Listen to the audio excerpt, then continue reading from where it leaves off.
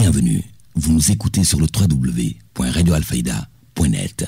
Alfayda, c'est la référence. Yéeno Alfayda bég naa ci ñoom man suma yeewoo subaay Alfayda lay déglooy ci déggin bu leerooy information yu leer gis-gis bu leer waaw Alfayda 90.1 kii lay dégloo waaw moom mooy li may bégal. Alfayda FM rajo bi ci tund mu Saalume man de sopp naa leen bëgg naa leen ndaxte bëgg naa doom yi bari jom lool te nangoo liggéey fonk seen réew bëgg seen tund àndandoo Alfayda doomi Saalum mënuñoo dem te ànduñoo seeni réew mënuñoo dem te ànduñoo Alfayda. Alfayda, c'est la référence.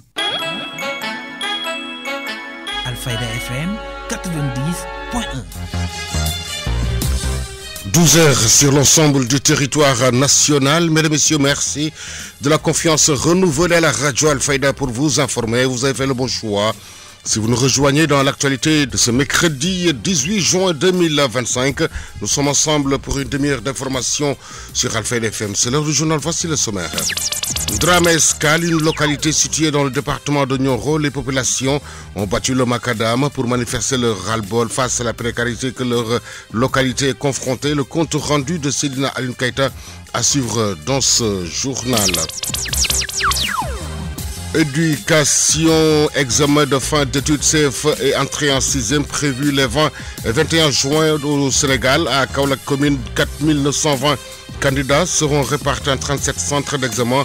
L'EF de Kaolack commune, Amadou Dia, que vous entendrez. À Kolda, ils sont au total 221 candidats à se pencher sur les épreuves des sciences économiques et sociales.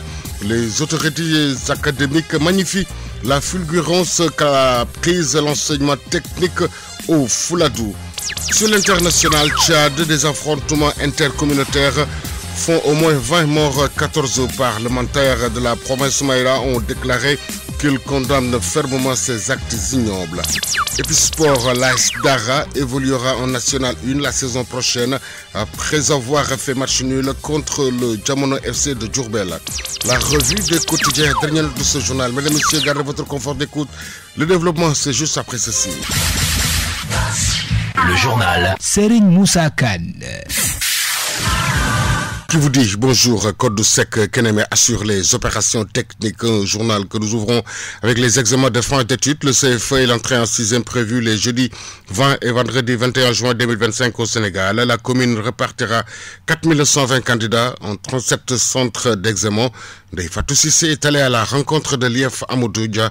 Voici son reportage. Les élèves en classe de CM2 à la quête du certificat de fin d'études élémentaires CFE et de l'entrée en 6e. Ce n'est jamais petit le CFE parce qu'on se rappelle toujours de son premier diplôme, même si on a des maîtrises, des doctorats après, mais symboliquement, alors le premier parchemin, ça compte dans la vie professionnelle des élèves et il faudrait que nous autres vraiment adultes, que nous puissions vraiment leur permettre de le faire dans les conditions idoines pour que demain qu'ils soient capables véritablement d'avoir d'autres parchemins et au finish vraiment de servir l'État comme également beaucoup d'entre nous sont en train de le faire. À Kaolack, le nombre des candidats est de 4920 dont 2858 filles. Vous avez bien précisé que pour le CFE l'entrée en 6e c'est le 19-20 et nous avions vraiment organisé en relation avec monsieur le préfet du département de Kaolack un comité départemental de développement axé sur la préparation des examens de fin d'année, CFE, entrée en 6e et BFM. Par rapport aux statistiques, vraiment cette année, nous avons 4920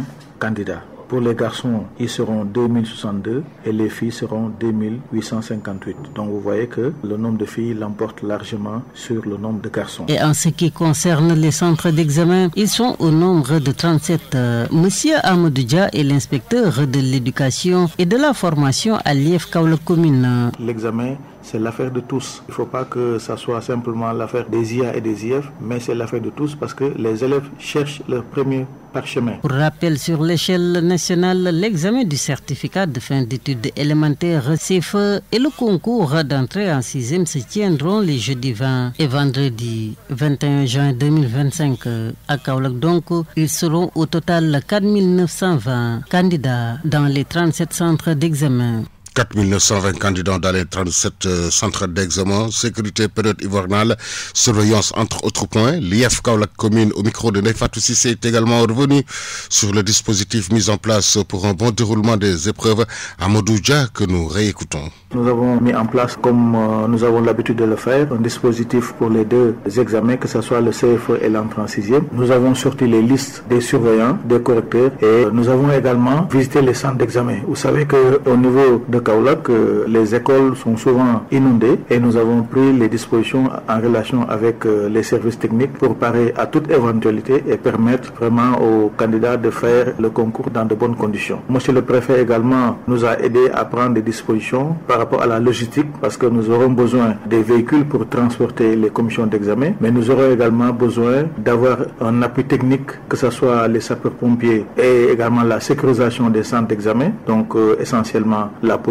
Et là aussi, des mesures ont été prises pour vraiment sécuriser les centres d'examen et permettre véritablement aux enseignants et en tout cas à la communauté éducative de pouvoir vraiment, en tout cas, aborder de la façon la plus correcte vraiment ces examens-là et permettre vraiment à nos candidats vraiment d'être dans de bonnes dispositions pour pouvoir travailler. L'appel que je lance en direction des surveillants, c'est vraiment d'être à l'heure dans les centres d'examen. À 7h30, ils doivent déjà être là pour faire le contrôle de qualité et également aider les candidats parce qu'il y a des candidats officiels, il y a aussi des candidats libres qui peuvent se perdre dans les centres. Donc les aider vraiment à être dans les classes à temps pour pouvoir vraiment commencer aussi à temps. L'autre appel aussi, c'est en direction de la communauté éducative dans son ensemble, puisque un examen, c'est une affaire de l'État du Sénégal à travers les services que j'ai cités, mais à travers également la communauté éducative, les parents d'élèves notamment, les mécènes, les partenaires, pour qu'ils puissent vraiment chacun en ce qui le concerne appuyer techniquement cet examen pour que tout se passe dans d'excellentes conditions. L'IF de Kaolack commune à Amadou Dia.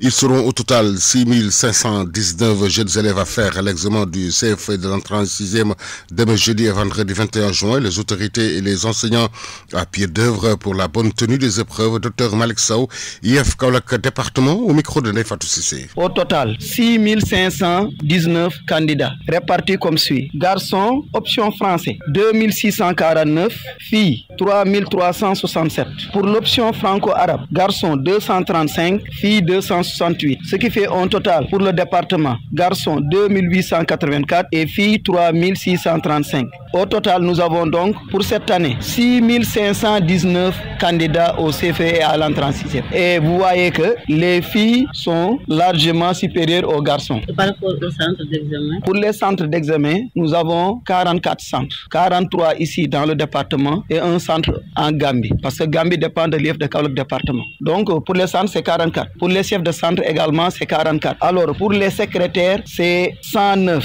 Pour le nombre de chefs de centre, c'est 44. Nombre de présidents de jury, 44. Secrétaire, 109. Surveillants, 484. Au total, nous avons convoqué 681 personnes. Donc, pour les centres, tous les centres sont fin prêts. Pour Kaolack département, un centre qui peut poser problème, c'est le centre de Gandiaye 1. Mais, à part Gandiaye 1, vraiment, tous les centres sont fin prêts. Et même Gandiaye 1 est fin prêt, mais s'il n'y a pas beaucoup de pluie, en tout cas, il n'y aura pas d'inondation. Mais vous avez anticipé au cas où, en tout cas, il y aurait des pluies? Voilà, nous avons anticipé. D'ailleurs, on ne peut pas visiter tous les centres parce que c'est 44 et le département est très vaste. Mais nous avons fait beaucoup de centres. Nous avons parlé au directeur, mais en tout cas, au moment où je vous parle, tous les centres sont fin prêts. Vraiment, pour le moment, il n'y a pas de problème. Mais même s'il y a des problèmes, on a prévu en tout cas des centres de remplacement s'il y a des problèmes. Parce qu'à Gandiaye, c'est vrai qu'il y a, je ne sais pas, 6 écoles. Il y a 3 centres. Maintenant, s'il y a des problèmes, on a encore 2 écoles. On peut délocaliser le centre. Mais on espère qu'il n'y aura pas de problème. Le problème de l'état civil demeure dans les écoles dans le département de Kaolack.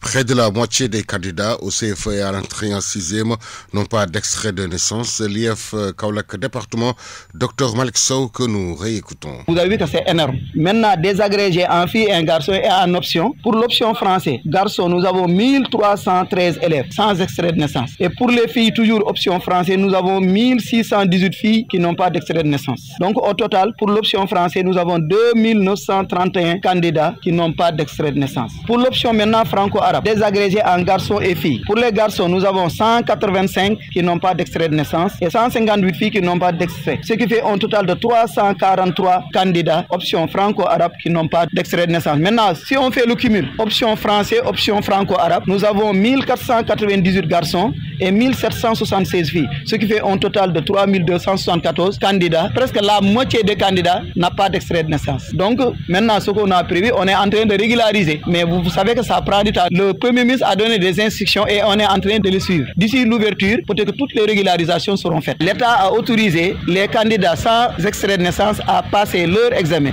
aussi bien pour le CFE que pour le BFM. Actuellement, nous sommes en train de rencontrer les présidents de jury. Nous avons lu la note émanant du ministère de l'Éducation nationale, mais également le guide du CFE et de l'entrée en 6e. Nous pensons qu'au sortir de cette réunion, en tout cas que toutes les mesures seront prises pour le bon déroulement de l'examen de l'entrée en 6e et du CFE. Nous exhortons également tous les surveillants à se présenter la veille de l'examen au centre. Parce que sinon, actuellement, nous sommes en saison de pluie. Si les enseignants attendent le lendemain pour allier leur poste, il peut pleuvoir. C'est la raison pour laquelle nous les exhortons. Et nous allons veiller d'abord à ça. Et nous avons demandé également au président de jury de voir, en tout cas parce qu'il y a des élèves qui ne passent pas la nuit au niveau du chef-lieu accueillant le centre. Donc c'est des villages polarisés. Nous avons demandé également au président de jury de veiller à ce que tous ces élèves-là soient présents, en tout cas la veille de l'examen. Parce que sinon, si on attend le jour, il peut y avoir beaucoup de retard. Et avec la saison de pluie, ça peut poser d'énormes difficultés.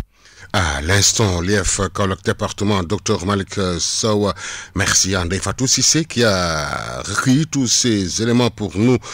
Direction Vélingara, pour une bonne préparation des examens, un CDD a été organisé, une rencontre présidée par l'adjointe au préfet Ndeye Sall Ndao en présence des acteurs du système éducatif, des partenaires et parents d'élèves. Écoutons l'IF de Vélingara, Maguette Diop, au micro de Babacar Diouf. Commencer par remercier le préfet de la convocation de ce CDD sur l'organisation des examens 2025. Donc l'objectif était de partager et d'échanger sur les modalités organisationnelles du CFE 2025, l'entrée en 6e 2025, du BFM, mais aussi du bac. Donc avec le préfet, nous sommes revenus sur tous les éléments qui devaient permettre d'organiser dans les meilleures conditions et dans les conditions les plus idoines ces examens. Donc nous sommes revenus sur les statistiques, le nombre de candidats au CFE, mais aussi le nombre de candidats au BFM. Au CFE, on est à 7002 candidats et au BFM à 2354 candidats. Pour le CFE, nous notons une baisse du nombre de candidats, contrairement au BFM où il y a une petite hausse par rapport à 2024. Donc nous avons présenté les statistiques par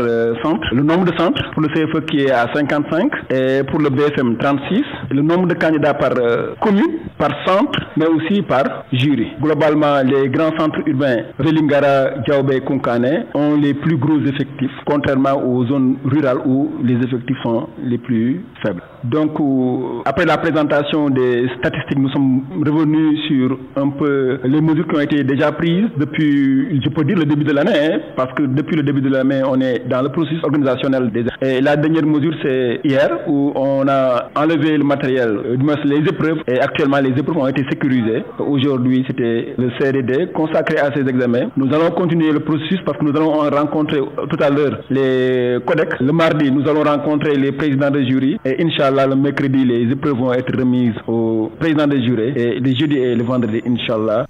Retour à Kaolack, l'ancien directeur d'école en retraite Abdoulaye Diop revient sur l'importance du développement du diplôme du CFE qui permet de gérer une compétence d'étape où on évalue une fin de cycle.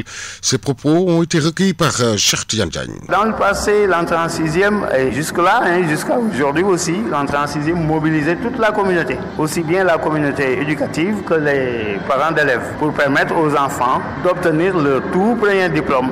Ce diplôme, auparavant, dans le passé, le certificat avait une valeur. Mais on peut dire qu'aujourd'hui, le certificat d'études est déprécié. Il n'a plus la valeur qu'il avait dans le passé. Il n'a plus cette valeur, mais néanmoins, les enseignants et les élèves y attachent une importance particulière parce que ça permet de gérer une compétence d'étape. Une compétence d'étape, c'est un fin de cycle que l'on évalue. Donc ce diplôme vraiment a sa place dans l'éducation. C'est très important pour les candidats. C'est pourquoi on demande aux enfants d'y mettre le sérieux requis afin de pouvoir passer avec succès cet examen.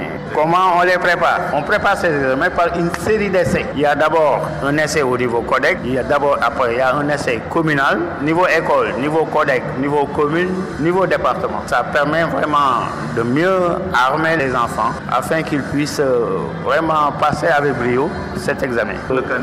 Pour le candidat, il y a quelques critères. Par exemple, il y a un certain nombre de points qui est requis pour pouvoir être reçu. Un certain nombre de points que l'on demande aux gosses pour qu'ils puissent être déclarés admis. L'ancien directeur d'école Abdoulaye Diop qui demande aux jeunes enseignants de veiller sur la vigilance, un examen capital qui exclut tout laxisme. Il exhorte également aux candidats d'être patients.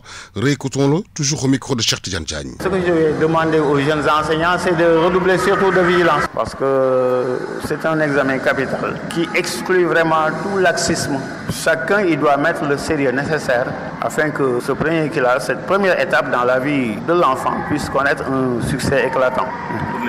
Pour les élèves, surtout un peu plus d'attention. Un peu plus d'attention. Et ce qui est le plus important dans le contexte actuel, c'est de lire, relire et essayer de comprendre la consigne. Par exemple, pour chaque discipline, il y a une consigne précise. Voilà ce qu'on attend de toi. C'est sur ce que l'enfant doit vraiment se focaliser pour pouvoir passer avec brio cet examen. Les parents ont leur part. À 2 ou 3 jours de l'examen, l'enfant doit tout d'abord se reposer. Après avoir révisé toutes ses leçons, il se repose, il dort à une heure normale, il se réveille à une heure normale et on doit le mettre en confiance. Lui dire que si tu veux, tu peux. Si tu veux, tu peux. Cette motivation qui a été déjà ébauchée à l'école par le maître, par l'ensemble des équipes pédagogiques, cette motivation doit être renforcée par le parent. Il doit être en mesure de dire à son gosse que quand tu le veux, tu le peux. J'ai confiance en toi. Voilà, ça arme l'enfant et ça le motive davantage. Toutes les matières sont importantes. Toutes les matières sont importantes. Même le dessin qui est traité en parent pauvre est important. Il ne faut négliger aucune matière. Il n'y a pas de changement en vue. Peut-être l'année prochaine. J'ai entendu que l'année prochaine, il y aura des innovations importantes au niveau de l'organisation du CFE et de l'entrée en 6e. Donc on parle même de la suppression totale de l'entrée en 6e à partir de l'année prochaine. Mais je ne peux pas l'affirmer pour le moment. L'instant, l'ancien directeur d'école en retraite, Abdoulaye Diop. Bonne chance à tous les candidats. Il est exactement 12h06 au lycée technique Cheikh Ahmadou Bamba de Diourbel. L'actualité régionale, nationale, c'est sur Alfayda FM 90.1. Rejoignez dans l'actualité de ce mercredi 18 juin 2025. L'info se poursuit sur la référence. Bac technique, le président du jury 1305 du lycée technique de Kaolack, Oumar Ngor Thiam, revient sur la composition des 2 centres pour le jury de Kaolack. Ils sont au total 173 candidats avec 6 absences. Pour le jury de Fatick, 44 candidats au total. Il précise que tout se passe bien. Voici ses propos. Il y a 2 centres, donc il y a le jury qui est là et le jury secondaire qui est à Fatick. Donc pour le jury qui est là, il y a 113 garçons et 170 filles, ce qui nous donne au total de 173 candidats et avec 6 absents. Pour le jury de Fatick, il y a 40 candidats au total avec 16 garçons et 24 filles. Vous voyez le démarrage des activités, on a bien démarré. Pour l'instant, il n'y a pas de souci parce que toutes les règles que les gens disaient en termes des appareils connectés, on vérifie même à l'entrée. Comme l'école a une porte d'entrée, donc on vérifie souvent les sacs, les trucs maintenant pour vérifier les appareils connectés avant de faire passer. Et donc il y a la sécurité aussi qui est disponible. Et donc dans chaque salle d'examen, on a 12 salles, on a 3 surveillants dans une salle. Oui, c'est ce que je disais tout à l'heure parce que je viens de finir dans chaque salle que nous avons, on a 3 surveillants qui sont dedans. Et donc ce qui nous donne au total de 3 fois 12, c'est qu'on va donner 24 surveillants au total. Donc moi, j'ai à la gestion de l'examen pour qu'il se déroule correctement et tout le nécessaire soit fait. Donc, voilà, pour l'instant, tout se passe bien, on n'a pas de souci. On ne se plaît pas de dire. On va y être jusqu'au samedi. Ils sont au total 221 candidats à se pencher sur les épreuves des sciences économiques et sociales. 3 absents ont été notés. Là-bas, tout se passe bien, nous dit Dr Mamadou Ganou, président du jury 1330 du centre lycée technique de Kolda, au micro de Papa Kadjili Badji. Nous venons de démarrer le baccalauréat technique ici au niveau du lycée technique de Kolda pour la série STEC. Tout se déroule correctement. Nous avons 221 candidats. Les épreuves ont démarré normalement sans problème. Pour le moment, nous avons 3 absents notés au niveau de la première épreuve.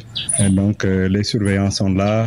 L'ensemble du dispositif a été pris par les autorités éducatives. D'abord, à commencer par le proviseur et l'inspection d'académie, donc qui ont bien voulu nous accompagner pour la réussite de cet examen national, à savoir le baccalauréat technique ici au niveau du lycée technique de Kolda. Naturellement, c'est un examen qui se déroule pour les épreuves du premier tour sur 7 jours, du lundi au samedi. Donc au total, nous avons 2 épreuves par jour, excepté le samedi. Donc il est tout à fait attendu que les résultats du premier tour sont attendus pour le début de la semaine prochaine. Mais pour le moment, tout se déroule correctement. Les élèves ont respecté les consignes, notamment ne pas venir avec du matériel connecté, que ce soit des téléphones portables, des ordinateurs, des montres connectées. Et ça a été une des consignes de base pour le déroulement correct des épreuves. Donc nous pensons que tout se passera correctement. En termes de sécurité, tout est pris en compte. Sur le plan aussi de l'hygiène, les toilettes aussi sont fonctionnelles. Nous pensons que naturellement, les épreuves se dérouleront correctement ici au niveau du centre de Kolda. Toujours les autorités académiques magnifient la fulgurance qu'a prise l'enseignement technique au Fouladou, surtout avec sa féminisation, selon le secrétaire général de l'IA, Aliou Tiré, que voici. Toutes les dispositions sont prises. Le proviseur du lycée a réuni toutes les conditions pour créer un environnement de travail sécur. Les salles ont été bien aménagées. Les candidats ont été bien accueillis. Il y a 2 surveillants au moins par salle de classe. Les blocs d'hygiène ont été bien nettoyés. Donc pour dire qu'on peut être satisfait du démarrage du baccalauréat technique au niveau du lycée technique de Kolda. Les surveillants, peut-être on me dit qu'il y a eu un léger retard, surtout par rapport à la convocation, parce que vous savez que sur la convocation c'est à 7 heures, mais tout le monde sait que le démarrage c'est pas à 7 heures. Donc je pense qu'à ce niveau aussi des correctifs ont été faits, parce qu'il y en a qui sont venus avec un léger retard, mais toujours est-il que ça n'a pas impacté sur l'heure de démarrage. Et à ce niveau, le proviseur me dit qu'il y a eu une petite séance d'explication qui a eu lieu, qui a fait que vraiment c'est attirer leur attention sur le démarrage et sur l'heure de la convocation à respecter. Et je pense qu'à ce niveau, actuellement, tout est au point. Maintenant, par rapport à la présence des forces de défense et de sécurité, vous savez que la complexité de la localisation du lycée technique de Kolda, parfois, parce que c'est un lycée qui se trouve administrativement dans la commune de Djoulokolon, mais aujourd'hui qui est phagocyté par la commune de Kolda. Donc à ce niveau, quelle force il faut amener au lycée, vous savez que c'est pas toujours facile, parce que si on respecte les textes, c'est la gendarmerie, parce qu'on considère que Djoulokolon étant une zone rurale, mais vous savez que Djoulokolon aujourd'hui, il y a une partie de Djoulokolon, ou bien une bonne partie de Djoulokolon qui est dans la commune de Kolda. Et à ce niveau, je pense que les autorités administratives ont été informées, ils ont été saisis. Et aux dernières nouvelles, il y a même le préfet qui m'a appelé pour me dire qu'il y a l'équipe qui est en route et qui va se joindre à nous. Aliou Touré, le secrétaire général de l'IA de Kolda. Éducation, nous y sommes et nous y restons. Écoutons à présent l'appel du président de l'Union des associations des parents d'élèves, Abdoulaye Fane, aux interdits et de veiller sur le respect de ce qui avait été retenu lors de leur dernière rencontre. Voici ses propos. Et tout simplement que le processus a démarré et comme il avait été retenu lors du conseil interministériel sur la préparation des examens au concours qui s'était déroulé le 30 mai passé, cela a été clair. Il est formellement interdit à tous les composantes et particulièrement aux élèves de venir avec des téléphones portables. Donc je crois que cela c'est très clair et tout élève qui véritablement serait pris en flagrant délit sera exclu. Et nous, en tout cas, une APS, nous y adhérons. Donc c'est le lieu d'appeler tous les parents et particulièrement soudainement les élèves à ne pas venir au niveau des centres avec tout matériel électronique qui pourrait être l'objet peut-être de suspicion par rapport à une éventuelle tricherie. Vous suivez le journal. Sur Alfayda FM, la radio qui vous informe partout que vous soyez dans le monde. Drame Escale, une commune dépourvue de tout, la localité confrontée à des difficultés liées au manque d'infrastructures sociales de base et l'accès difficile à l'eau potable. Face à cette situation jugée alarmante, les populations avaient envahi la rue pour manifester leur colère. Selon le compte rendu de Sedina Lunkaita. Les populations de Drame Escale sont confrontées à d'énormes difficultés, notamment l'accès à l'eau potable ainsi que des infrastructures scolaires. L'accès à une eau potable de qualité demeure problématique dans plusieurs quartiers et villages. Les populations doivent faire face à des coupures fréquentes, à une mauvaise distribution et surtout à des factures élevées malgré la faiblesse du service rendu. La commune souffre d'un déficit alarmant en infrastructures, établissements scolaires insuffisants ou inadaptés, routes non entretenues, absence de centres sociaux, culturels. Cette carence structurelle freine le développement et fragilise la cohésion sociale. L'accès aux soins de santé constitue également un véritable calvaire. Postes de santé non fonctionnels, les postes de santé disponibles manquent cruellement de personnel qualifié, de matériel médical et de médicaments essentiels. Cette situation compromet dangereusement la prise en charge des urgences et des pathologies fréquentes. Le manque d'ambulance constitue une entrave majeure à l'accès rapide aux soins. Les producteurs souffrent misérablement d'un manque d'accompagnement, surtout en période d'hivernage. Malgré son importance dans l'économie locale, l'agriculture reste marginalisée. Pas de matériel moderne, peu ou pas d'appui technique, d'absence de suivi ou d'encadrement. Les producteurs agricoles souffrent d'un manque d'accompagnement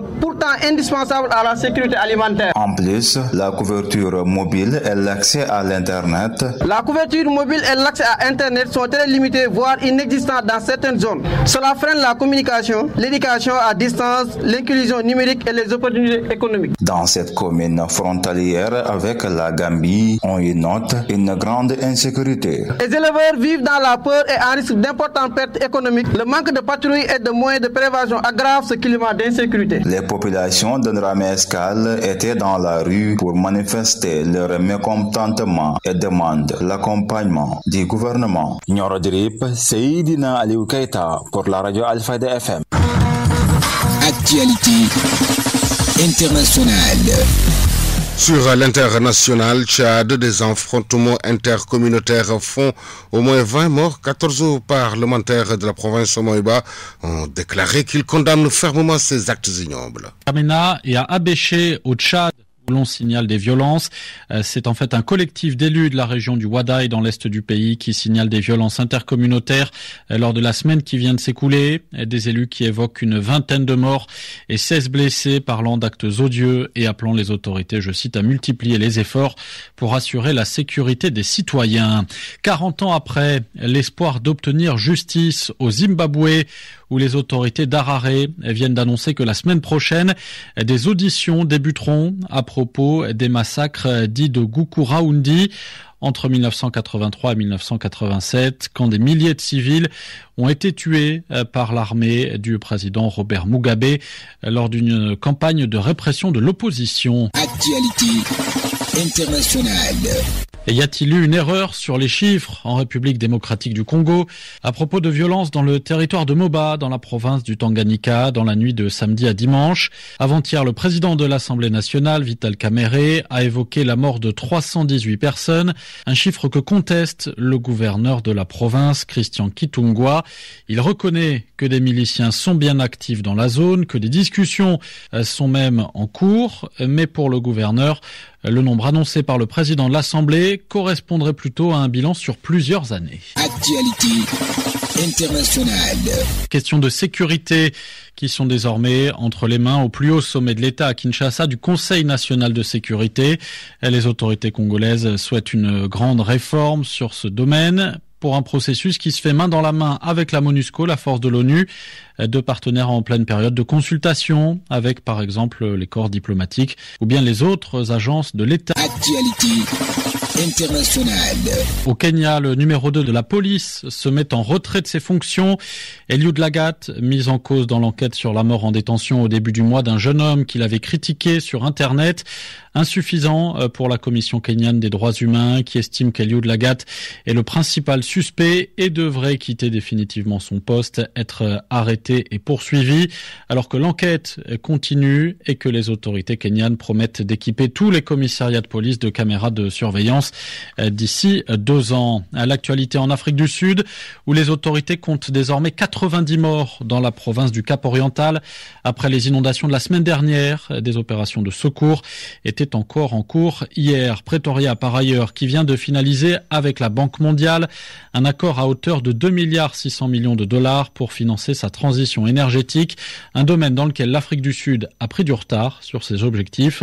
Et l'accord avec la Banque mondiale doit se concrétiser avec un premier versement de 500 millions. Actualité internationale. Dans l'actualité des pays africains, également le Togo qui décide de suspendre pour 3 mois RFI et la chaîne de télévision France 24. En cause, d'après les autorités, la couverture de manifestations contre le pouvoir au début du mois. Ce matin, les 2 chaînes disent leur surprise, mais aussi leur volonté de dialoguer avec la haute autorité de l'audiovisuel à Lomé. Aux États-Unis, le département d'État refuse de commenter directement, mais indique réévaluer constamment sa politique afin de garantir la sécurité des Américains et de veiller à ce que les étrangers respectent les lois américaines. La diplomatie de Washington interrogée sur de possibles nouvelles restrictions de voyage pour les ressortissants de 36 pays, dont 25 africains. Une information en tout cas qui inquiète ceux qui ont l'habitude de voyager outre-Atlantique ou qui envisagent d'aller par exemple y étudier. Illustration au Sénégal, l'un des pays concernés. Et sport.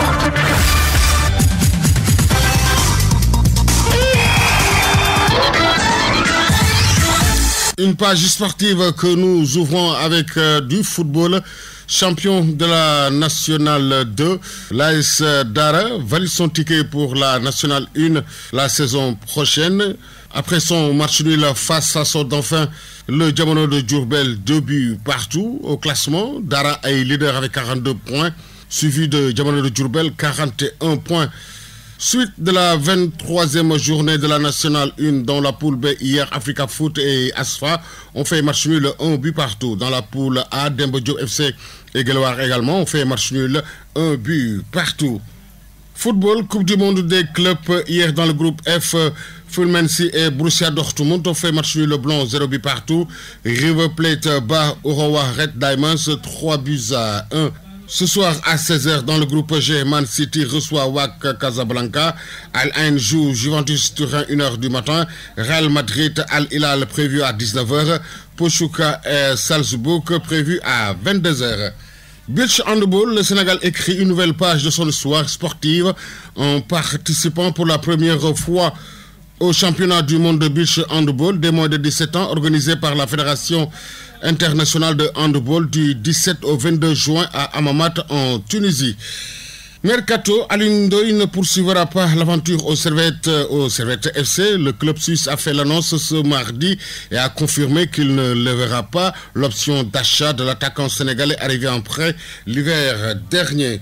Basketball, demi-finale Final Four, le rêve c'est une nouvelle fois envolé pour l'AS Douane, battu par l'AS Ville de Dakar 64-72 lors de la belle des demi-finales du Final Four. Les Gablous manqueront pour la 2e année consécutive la phase finale de la Basket Africa League, déjà éliminé en 2023 par le Duc à ce même stade de la compétition. Rugby à présent, finale Coupe du Sénégal. La finale de la Coupe du Sénégal édition 2025 a connu son épilogue au stade La Dior de Thiès. Asfa, tenant du titre, a été sacré devant les Jambars sur le score de 8-3. C'en est tout pour cette page sportive. La revue de presse. L'Obs place le soleil sur le quotidien Walf le matin. 12h31, la presse du jour lue et parcourue en 2005 par Nefatou Sissé. L'état de santé de Farbango Dévoilé dans un rapport médical à la une de plusieurs quotidiens sénégalais parus ce matin. À la une de Vox Populi, les conclusions de l'expertise faite par le professeur Alassane Bey de l'hôpital de Grand-Yoff, désigné par le juge du premier cabinet du pôle judiciaire financier. Et le journal d'indiquer à ce propos que le document sanitaire fait état de la présence de nombreuses pathologies chroniques et qu'à ce titre, il y a un risque réel d'aggravation des affectations que présente le détenu. Le détenu Farbangom, dont l'état de santé est incompatible avec la vie en milieu carcéral, titre Les Échos, qui souligne le dépôt par ses avocats d'une demande de mise en liberté provisoire. Et puis aux Parcelles Assainies à Dakar, Les Échos relatent ce matin une affaire de vol d'argent incriminant 2 élèves agents du GMI qui ont été interpellés et déférés. À sa une, Libération met le focus sur le coût de la section de recherche en plein cœur de la mafia avec des bénéficiaires des financements du fonds JIP qui en réalité servait d'écran pour détourner des fonds, mentionne la publication. Affaire du foncier de Pikine-Guédiawaye quand les techniciens paient pour des décisions politiques, note dans sa parution du jour Sud Quotidien. Emprunt obligatoire, le Sénégal à la recherche de 300 milliards sur le marché. Le titre barre la une de l'info. Prévu du 19 au 30 juin, dit le journal, l'opération a pour objectif de financer des projets prioritaires. Dans un édito commun, les quotidiens sénégalais, à l'instar du journal Le Point, font résonner ce matin le cri d'alerte de la coordination des associations de presse face à la crise structurelle du secteur des médias. En effet, relate Vox Populi, l'heure n'est plus aux euphémismes. La presse sénégalaise, pilier essentiel de notre démocratie, plie sous les contraintes, mais elle ne cédera pas. Et puis l'Observateur, entre autres sujets ce mercredi, livre à ses lecteurs, je cite, les confidences bouleversantes du rappeur Fad Freddy. C'est la fin de cette édition. Merci à Kodosek Keneme qui en a assuré la partie technique. La rédaction en chef a été assurée par Ndeye Fatou Sissé. Et devant ce micro, Serigne Moussa Kane. L'info revient dans moins de 25 minutes. Tout de suite, le rappel de ce qui a fait l'essentiel de ce 12 heures. Ndramescal, une localité située dans le département de Nioro, les populations ont battu le macadam pour manifester leur ras-le-bol face à la précarité que leur localité est confrontée. Vous avez suivi le compte rendu de Seydina Aline Keïta. Examen CFE, prévu le 20 et 21 juin au Sénégal à Kaolack commune. 4920 candidats seront répartis en 37 centres d'examen. L'IEF de Kaolack commune que vous avez entendu dans ce journal. À Kolda, ils sont au total 221 candidats à se pencher sur les épreuves des sciences économiques et sociales. Les autorités académiques magnifient la fulgurance qu'a prise l'enseignement technique au Fouladou. Sur l'international au Tchad, des affrontements intercommunautaires font au moins 20 morts. 14 parlementaires de la province de Meida ont déclaré qu'ils condamnent fermement ces actes ignobles. Et puis sport, la Dara évoluera en National 1 la saison prochaine après avoir fait match nul contre le Djamono FC de Diourbel. La revue du quotidien a mis un terme à ce 12 heures. Mesdames et messieurs, merci de nous avoir accueillis dans l'intimité de chez vous. Excellente suite des programmes sur la 90.1. Le journal Serigne Moussa Kane.